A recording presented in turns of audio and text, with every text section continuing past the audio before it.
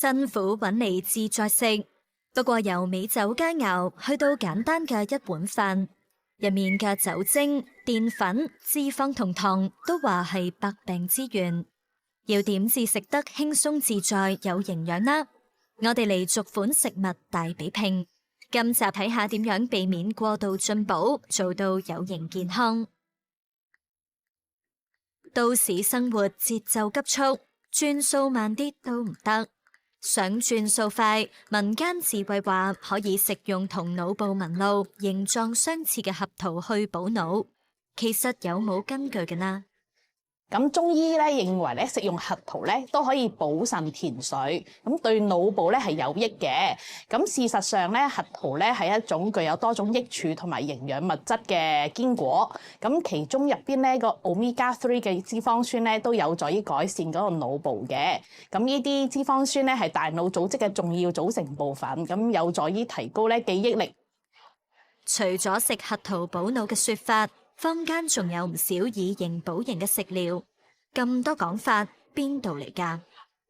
咁以形補形咧，以臟補臟呢個說法咧，其實都喺古代咧由來已久㗎啦。咁古代中醫文獻咧都有提及嘅。咁《本草綱目》中咧，咁有句話講：以節為治胃，以心歸心，以血導血，以骨入骨，以髓補髓，同埋以脾治脾呢個講法嘅。咁咧中醫咧認為咧以形補形，以臟補臟咧，咁係認為食物咧嘅形態同功能咧可以同人體嘅形態功能相對應。咁進食相應嘅食物咧，可以輔助相應嘅器官同埋臟腑嘅。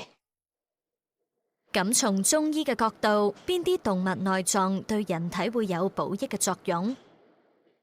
豬肚同豬肺咧都係常見嘅內臟之一嚟嘅。中醫認為咧進食豬肚咧可以嗰個滋補脾胃，咁啊促進嗰個消化功能嘅。咁對於咧脾胃虛弱啊、消化不良嘅情況咧都有好大嘅幫助。咁豬肺係一個有益呼吸系統嘅食材啦，可以滋潤肺部、滋陰清燥化痰，咁啊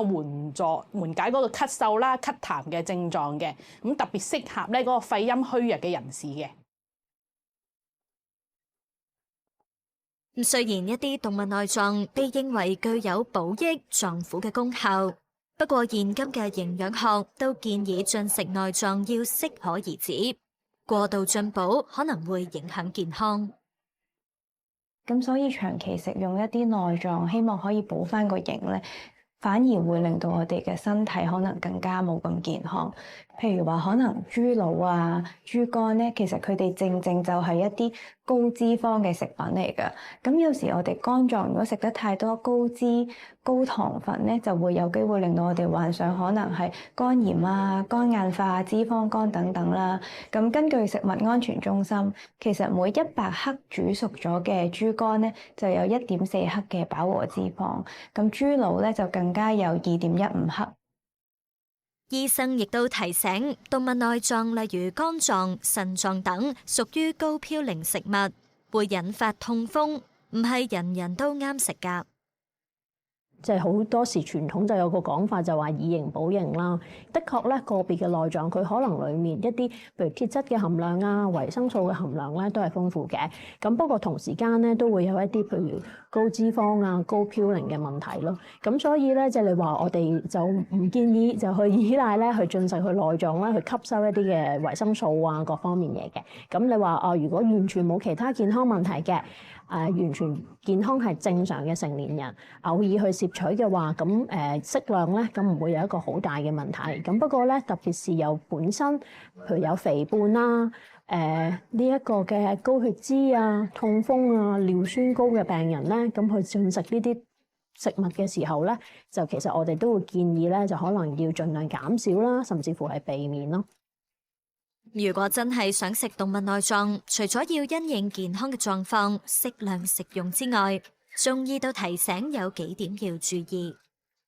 首先一定要注意嗰個食材嘅新鮮啦，同埋優質嘅。咁選擇嗰個新鮮嘅內臟咧，良好優質嘅內臟咧，先提供到良好嘅營養物質嘅。咁啊，其次咧，煮食內臟嗰陣時候咧，要正確咁樣清洗啦，同埋嗰個烹飪嘅方法，先可以確保到咧佢嗰個營養價值同埋佢個安全性。咁而又唔係個個人都適合食內臟嘅喎。咁中醫層面嚟講咧，濕熱嘅人士咧都係唔適合過度進補嘅喎。咁反而咧清淡飲食有益嗰個身體健康嘅。每個人嘅身體狀況咧都唔同嘅，咁可以諮詢翻醫師嘅意見。其實想以形補形，精髓應該係以形補形。營養師話揀食物嘅時候，可以從營養豐富嘅食品入手。其實每一碗250毫升嘅骨湯裏面咧，我哋大約只有3到8毫克嘅鈣嘅啫。對比起每日我哋需要嘅1000毫克咧，就仲有一個好遠嘅距離。相反，可能我哋有時飲一啲奶類製品，一杯250毫升咧，已經有300毫克嘅鈣，咁就會係一個更加好嘅鈣質來源啦。如果我哋想要可能促進腦部健康、護腦嘅話咧，我哋就需要一啲健康嘅油脂，譬如話可能係一啲奧米加3脂肪酸，就可以由一啲深海魚啊、黃花魚啊、三文魚、青魚或者蝦類嗰度吸收嘅。有啲人唔食紅肉或者可能係豬紅呢一類比較高鐵質嘅食品嘅話咧，我哋就可以由一啲豆類啊、扁豆啊、紅腰豆或者係硬豆腐嗰度吸收。咁菠菜咧都係一個幾好嘅鐵質來源嚟嘅。坊間除咗中意食內臟補身之外，都中意揀海味、參茸、蟲草等進補。不過當中都有好多學問，唔好亂嚟。作為咧嗰啲保健強壯嘅一個好出名嘅中藥啦，中醫認為咧蟲草咧性甘溫平冇毒嘅，有補虛健體嘅功效，咁特別適合治療咧肺氣虛同埋肺腎兩虛嘅所致嘅咳嗽啦、氣短啦、盜汗嘅症狀嘅，腎虛陽痿腰膝酸痛咧亦有好好嘅療效，係老年體弱嘅滋補佳品嚟嘅。咁但係中醫咧強調咧人體應該咧陰陽平衡嘅。如果有啲人係陽性陰虛嘅情況咧，盲目食用蟲草咧反而係唔利於嗰個身體健康嘅。咁另外咧食用蟲草咧，亦都可能會導致兒童嘅早熟，所以兒童咧係唔適合食用嘅。乾瑤柱啦，咁相信大家都係家庭必備嚟嘅，中意咧嗰個煲湯啊、煮飯嚟提鮮嘅。咁中醫認為咧，瑤柱咧係歸脾腎經嘅，有滋陰補腎、健脾調中嘅功效。咁《本草叢生》入邊咧都講咧，瑤柱可以下氣調中、利五臟、療消渴嘅。咁所以特別適合咧嗰個用腦過度啦、夜班嘅人士，或者容易出現口乾啊、舌燥啊、口眼乾啊、同埋咧頭痛嘅人士食用嘅。咁啊需要注意嘅咧就係痛風同甲亢嘅患者咧係不宜多食嘅。講到尾，食療補身最重要都係留意食物本身嘅營養價值，盲目或者過度進補可能會適得其反。所以醫生都係建議飲食要按照食物金字塔補充一日所需嘅營養。首先以形補形嘅說法咧，好多時我哋就話你食嗰個豬腦，譬如食個腦，咁就會補翻同樣相對應嘅器官啦。咁其實我哋講緊呢一個即係呢一個進補呢樣嘢，或者係去攝取佢嘅即係唔同嘅營養素方面咧，其實就唔係取決於嗰個食物本身嘅形狀啦，又或者佢係邊一個部位嘅。咁一般嚟講，其實都係喺一個健康正常嘅成年人裏面啦，咁其實我哋都會根據一個嘅餐單咧，其實都係一啲以一啲蔬菜啦、五穀類為主，肉類裡面其實都包括埋呢一啲咁嘅動物嘅內臟裡面咧，其實咧嗰個攝取咧都要留意翻一日嘅上限咯。咁我哋會睇翻嗰個嘅即係譬如脂肪啊、蛋白質啊各方面嘅即係需要嘅攝取量。不過就都要自己留意翻自己本身嘅身體狀況啦，自己身體嘅體重啦，咁以至身體嘅 BMI 咁樣，咁就從而制定翻一個適合自己嘅餐單咯。下星期食物大比拼最後一集，會講下貪杯飲酒可能會導致啲乜嘢健康問題，又會破解飲少少酒有助舒緩感冒等嘅迷思。到底飲幾多酒先算適量？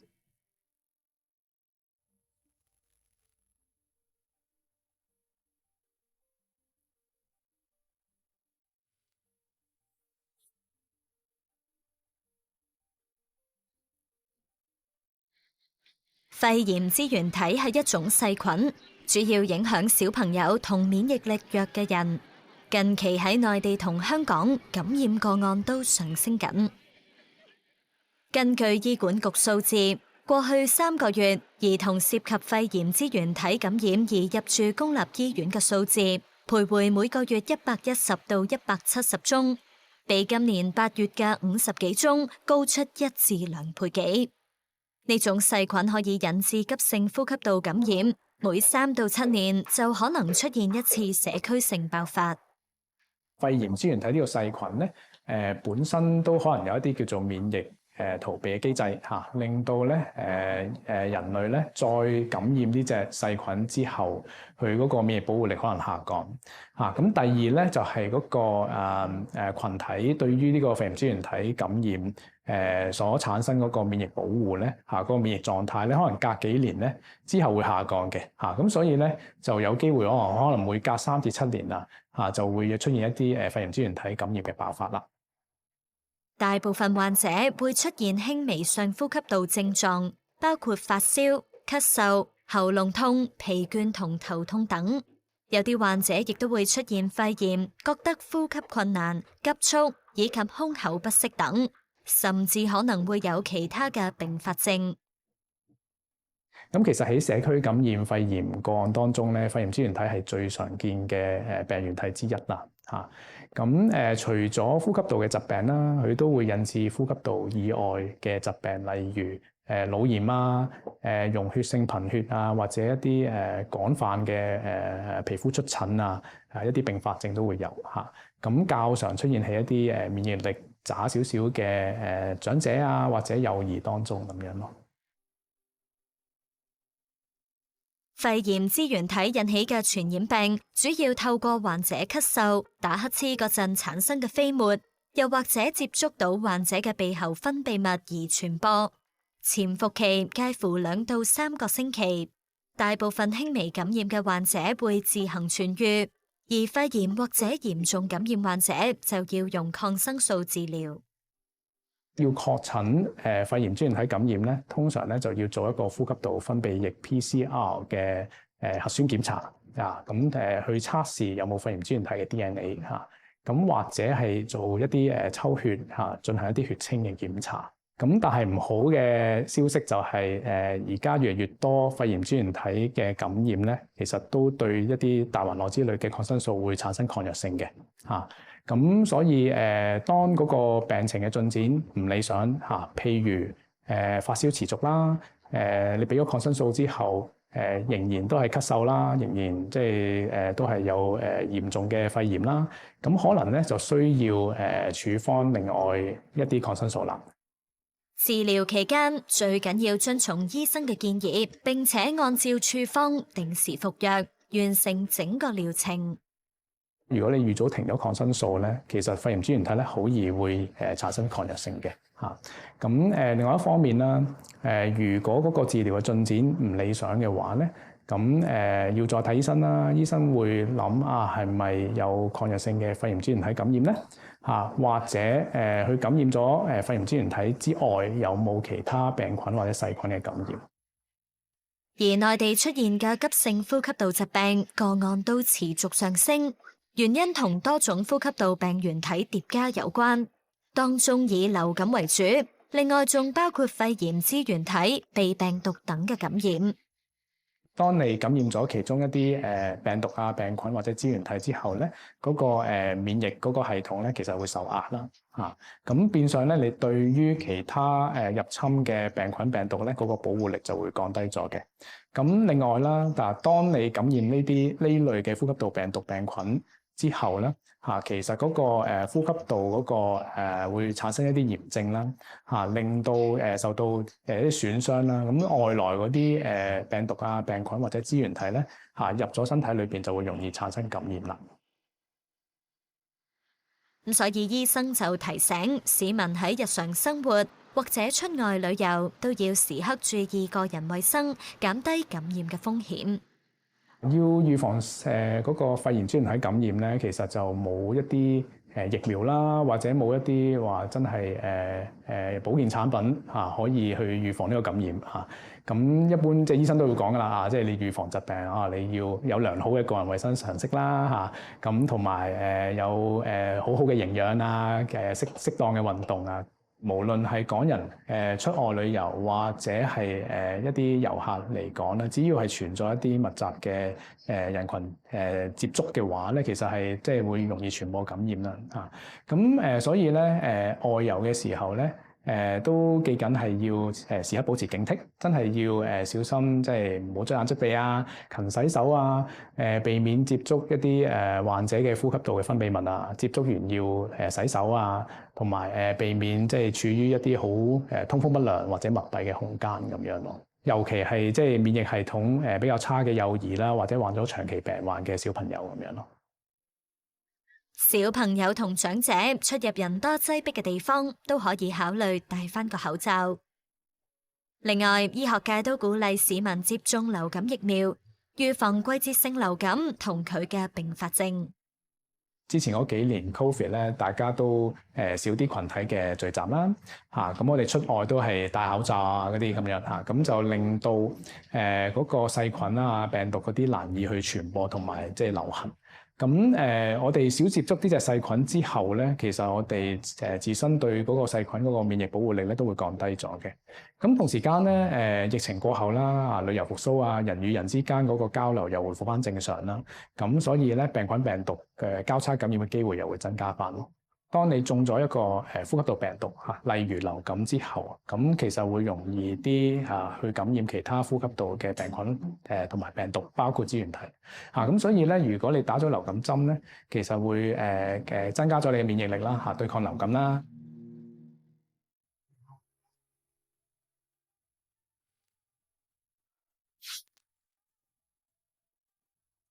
其發之狀或口眼相引而目睛上搖，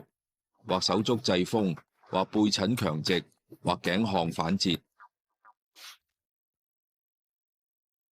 腦癇係大腦神經元突發性異常發電導致嘅短暫性功能障礙。普通人認為的典型的腦癇的發作，它以突然意識不清楚、昏倒待立、抽搐、牙關緊閉，發作的時間通常是1到3分鐘，我們稱為強直痙攣發作。沒有動作的發作，我們稱為食神發作。最典型的發作，這突然間放空、發呆，然後翻白眼、眼瞼上視，嘴唇有時候有得顫動。任何年紀嘅人都有機會腦癇發作，不過以初生嬰兒、兒童、長者嘅風險比較高。一種主要的原因就是遺傳引起的、先天性因素引起的腦癇。這個還有一些症狀性的腦癇，比如說腦部的損傷、腦外傷、車禍、中風，然後發高熱、高燒，損傷到大腦，病毒的感染，甚至有了寄生蟲，都會影響到腦部的功能。中醫認為腦癇發病涉及心、肝、脾、腎4個臟腑，並將腦癇分類為經癇、風癇、瘀癇同痰癇等。當中痰癇係臨床上常見嘅一種腦癇發作。腦癇的主要根本內在的因素是身體裡面有痰導致蒙蔽腦竅，所以引起了腦癇發作。而我們主要用的敵痰湯來做治療。竹紅、半夏、石菖蒲、遠志，然後有枳實、竹茹，這個來化痰、清痰、敵痰，來讓大腦的功能恢復正常的，我們稱為開竅。另外，亦都可以採用針灸療法，改善大腦供血同異常放電嘅情況。常常會選用百會穴，然後人中也稱為水膏。我們頸後面有一個風池，在身體的部位我們常選用合谷，還有一個淚關。然後腳上的穴位我們常常選用足三里、豐隆。今次醫師就推薦一款6君子湯，有助健脾，預防腦癇發作。